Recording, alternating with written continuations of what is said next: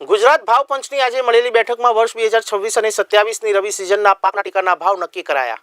પંચ દ્વારા ઘઉં પિયત માટે પ્રતિ ક્વિન્ટલ 4200, રાઈ અને સરસવ માટે પ્રતિ ક્વિન્ટલ 7600, ચણા માટે પ્રતિ ક્વિન્ટલ 7400 અને શેરડી માટે પ્રતિ ક્વિન્ટલ 600ના ભાવની ભલામણ કરાઈ. આ વર્ષના ભલામણમાં કરાયેલા ભાવ ગત વર્ષના ભાવ કરતાં 5 થી 10% જેટલો વધારો દર્શાવે છે. રાજ્ય ભાવ પંચ દ્વારા નક્કી કરવામાં આવેલા આ ભાવો હવે કેન્દ્ર સરકારને મોકલવામાં આવશે. કેન્દ્ર સરકાર વર્ષ 2026 અને 27ની રવિ સિઝનના પાકના અંતિમ ટેકાના ભાવ નક્કી કરશે. ત્યારે ખેડૂતોને તેમની ઉપજના પોષણક્ષમ ભાવ મળી રહે તે માટે રાજ્ય સરકાર દ્વારા આ ભલામણ કરાઈ છે. હવે જોવાનું એ રહેશે કે કેન્દ્ર સરકાર આ ભલામણનો કેટલી સ્વીકારે છે અને ખેડૂતો માટે અંતિમ ટેકાના ભાવ શું નક્કી કરે છે.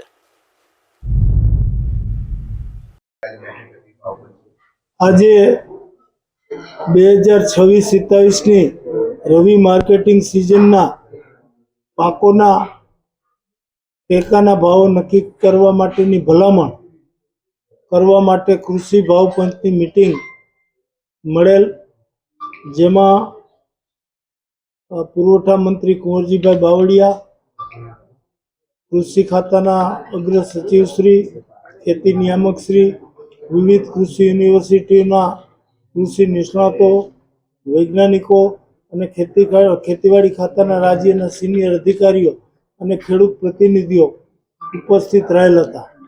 લાંબી ચર્ચા વિચારણાના અંતે અમે ભાવપંચમાં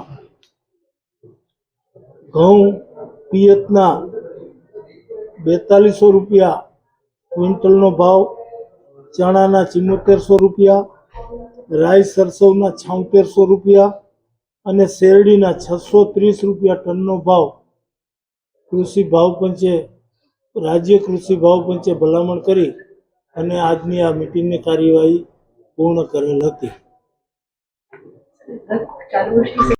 રાજ્ય સરકારે ટેકાનો ભાવ જે ભલામણ કરી હતી એ 4050ની સામે 4200 રૂપિયા છે. ચણાની અંદર 7050ની સામે 7400 છે. રાઈ સરસવમાં 7200ની સામે 7600 છે અને શેરડીની અંદર 630 રૂપિયાનો ભાવ વધારો કૃષિ ભાવ પંચે આજની બેઠકમાં કર્યો છે.